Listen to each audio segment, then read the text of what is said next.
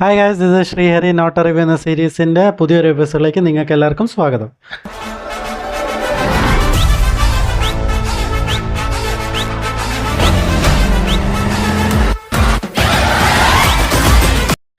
So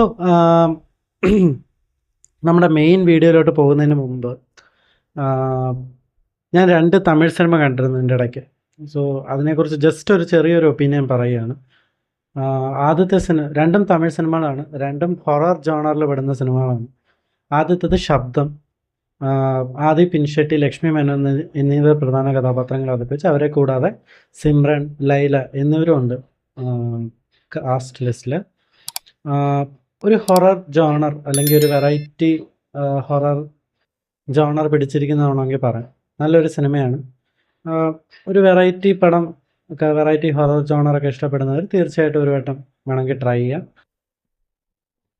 രണ്ടാമത്തെ cinema Kingston എന്ന് പറയുന്ന സിനിമയാണ്. ജി വി പ്രകാശ് കുമാർ പ്രധാന കഥാപാത്രങ്ങൾ അവതരിപ്പിച്ച സിനിമയാണ്. ഒരു ഹൊറർ ജോണറിൽ പെടുന്ന സിനിമയാണ്. സിനിമ വന്നത് ഒരു ഹൊറർ ഫാൻറ്റസി അഡ്വെഞ്ചർ ത്രില്ലറായിട്ടൊക്കെയാണ് ലേബിൾ ചെയ്ത് വന്നത്. പക്ഷേ അൺഫോർച്ചുനേറ്റ്ലി സിനിമ എനിക്ക് പേഴ്സണലി വർക്കായില്ല.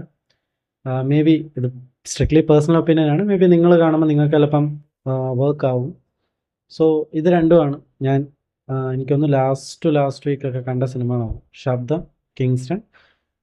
തീർച്ചയായിട്ടും നിങ്ങൾക്ക് കാണാൻ താല്പര്യമുണ്ടെങ്കിൽ തീർച്ചയായിട്ടും ഒരു വട്ടം തിയേറ്ററിൽ പോയി കാണാൻ ശ്രമിക്കുക. ഒരിക്കലും പൈറേറ്റഡ് ആയിട്ടുള്ള HD പ്രിൻസോ അല്ലെങ്കിൽ പൈറേറ്റഡ് പ്രിൻസോ കാണാതിരിക്കുക. തീർച്ചയായിട്ടും ഏത് സിനിമയാണെങ്കിലും തിയേറ്ററിൽ പോയി കണ്ട് ആസ്വദിക്കാൻ ശ്രമിക്കുക. അല്ലെങ്കിൽ OTTയിൽ വരുന്നത് വരെ കുറച്ച് വെയിറ്റ് ചെയ്യുക. കാരണം സിനിമയ്ക്ക് നമ്മളോടുള്ള ഉത്തരവാദിത്വം പോലെ നമുക്കും സിനിമയോട് ഒരു ചെറിയ ഉത്തരവാദിത്വമുണ്ട്. സോ നമ്മുടെ മെയിൻ വീഡിയോയിലോട്ട് പോകും.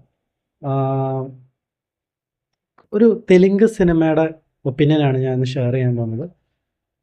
പ്രിയദർശി, ഹർഷനന്ദ, ശ്രീദേവി, ശിവാജി, രോഹിണി മാം എന്നിവർ പ്രധാന കഥാപാത്രങ്ങൾ അവതരിപ്പിക്കുന്ന കോർട്ട് സ്റ്റേറ്റ് വേഴ്സസ് നോബഡി എന്നാണ് സിനിമയുടെ പേര്. സോ ഈ സിനിമ ആക്ച്വലി എനിക്ക് അറിയില്ലായിരുന്നു ഈ സിനിമ റിലീസ് ചെയ്യുന്ന കാര്യം. ഞാൻ ആദ്യം ഇതിനെക്കുറിച്ച് കാണുന്നത് ഒരു യൂട്യൂബ് ഷോർട്ടാണ്. ആ യൂട്യൂബ് ഷോർട്ടിൽ നാനി അതിൻ്റെ ഒരു ലോഞ്ച് ഫംഗ്ഷൻ എന്താണ് അതിൽ പറയുകയാണ് പുള്ളി എന്ന് പറഞ്ഞാൽ, ഈ സിനിമ നിങ്ങൾക്ക് വർക്കായില്ലെങ്കിൽ തീർച്ചയായിട്ടും നിങ്ങൾ എൻ്റെ അടുത്ത വരാനിരിക്കുന്ന ഹിറ്റ് 3 എന്ന സിനിമ കാണണ്ട എന്നൊരു പബ്ലിക് അനൗൺസ്മെൻറ്റ് പുള്ളി ചെയ്തു.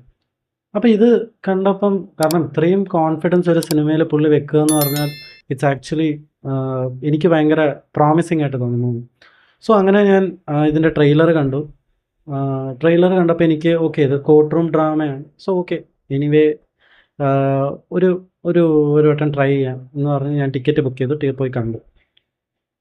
ഈ സിനിമയെക്കുറിച്ച് പറയുക എന്താണെന്ന് വെച്ചാൽ, എനിക്ക് ഫസ്റ്റ് ഞാൻ ഈ സിനിമ കണ്ടു കഴിഞ്ഞിട്ട് ഇറങ്ങുമ്പം നമുക്ക് ചില സിനിമകളെക്കുറിച്ച് ഭയങ്കര എക്സ്പെക്റ്റേഷൻസ് ഇല്ല. പക്ഷേ തിയേറ്ററിൽ പോയി കാണുമ്പം ഇത് തിയേറ്ററിൽ തന്നെ കാണേണ്ട സിനിമയായിരുന്നു. അല്ലെങ്കിൽ okay, I did the right thing coming in here and watching this movie എന്നൊക്കെ നമുക്കൊരു ഫീൽ വരും. ആ ഫീൽ എനിക്ക് ഈ സിനിമ കണ്ടു കഴിഞ്ഞപ്പോൾ തോന്നും. കാരണം ഇത് തിയേറ്ററിൽ തന്നെ കാണേണ്ട ഒരു സിനിമയാണ്. ഇത് ഒരു കോർട്ട് റൂം ഡ്രാമയാണ്. സിമ്പിളായിട്ടൊരു സ്റ്റോറി, സിമ്പിളായിട്ട് ഇതിൻ്റെ കഥ പറയാമെന്ന് വെച്ചാൽ, ഒരു പയ്യനും ഒരു പെൺകുട്ടിയും, ഇവർ രണ്ടുപേരുടെയും ഒരു ലവ് സ്റ്റോറി എങ്ങനെയാണ് ഒരു റിവെഞ്ച് ഡ്രാമ അല്ലെങ്കിൽ ഒരു കോർട്ട് റൂം ഡ്രാമയിലോട്ട് കൺവേർട്ട് ആവുന്നതെന്നും, എത്ര എന്താ പറയുന്നത്, ഒരു ഷോർട്ട് നോട്ടായിട്ട് എത്ര പണമുള്ള ആളാണെങ്കിലും സത്യം എന്നുള്ളത് അതെന്നും ആരാണോ ആ സത്യത്തെ അർഹിക്കുന്നത് അവരുടെ ഒപ്പം ആയിരിക്കുമെന്ന്.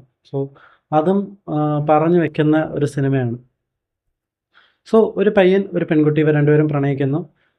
ഒരു പോയിന്റിൽ ഈ പ്രണയം പെൺകുട്ടിയുടെ വീട്ടിൽ അറിയിക്കും. ആ പെൺകുട്ടിയുടെ അമ്മാവനാണ് ഇതിനകത്തൊരു വില്ലൻ എന്ന് നമുക്കാണെങ്കിൽ പറയാം. പുള്ളിക്കാരൻ ഈ പയ്യനെതിരെ ഒരു പോക്സോ കേസ് കൊടുക്കുകയും അതിനോടനുബന്ധിച്ച് ആ പയ്യനെ അറസ്റ്റ് ചെയ്യുകയും, അത് കഴിഞ്ഞിട്ട് ഉണ്ടാകുന്ന പ്രൊസീഡിങ്സും, എങ്ങനെ ഈ പയ്യനെ രക്ഷപ്പെടുത്തുന്നു അല്ലെങ്കിൽ പയ്യൻ രക്ഷപ്പെടുമോ, എങ്ങനെയാണ് ഈ പ്രിയദർശി എന്ന് പറയുന്ന ഈ ലോയർ ഈ കഥയിലോട്ട് വരുന്നത്, പുള്ളി എങ്ങനെയാണ് എന്തൊക്കെയാണ് ഈ പയ്യനെ രക്ഷപ്പെടുത്താൻ ചെയ്യുന്നത്, യഥാർത്ഥമായിട്ട് ഈ പയ്യൻ ഇന്നസെൻ്റ് ആണോ എന്നൊക്കെയുള്ള ഒരുപാട് കാര്യങ്ങൾ പറഞ്ഞു വെക്കുന്ന ഒരു സിനിമയും കൂടിയാണ്. പെർഫോമൻസസ് സ്റ്റാർട്ടിങ് ഫ്രം ഇതിനകത്ത് അഭിനയിച്ചിരിക്കുന്ന പയ്യനും ആ പെൺകുട്ടിയും, എനിക്ക് ഞാൻ വേറെ സിനിമയൊന്നും ഞാൻ അവരുടെ കണ്ടിട്ടില്ല, മേ ബി ഞാൻ കാണാത്തതുകൊണ്ടായിരിക്കും, പക്ഷേ കിട്ടിലായിട്ട് ചെയ്തിട്ടുണ്ട്. എല്ലാ ക്യാരക്ടേഴ്സും. ഒരു ക്യാരക്ടർ പോലും നമുക്ക് ഒരു വെറുപ്പീരായിട്ടോ അല്ലെങ്കിൽ ഭയങ്കര ഇറിറ്റേറ്റിംഗ് ആയിട്ടോ തോന്നിയിട്ടില്ല.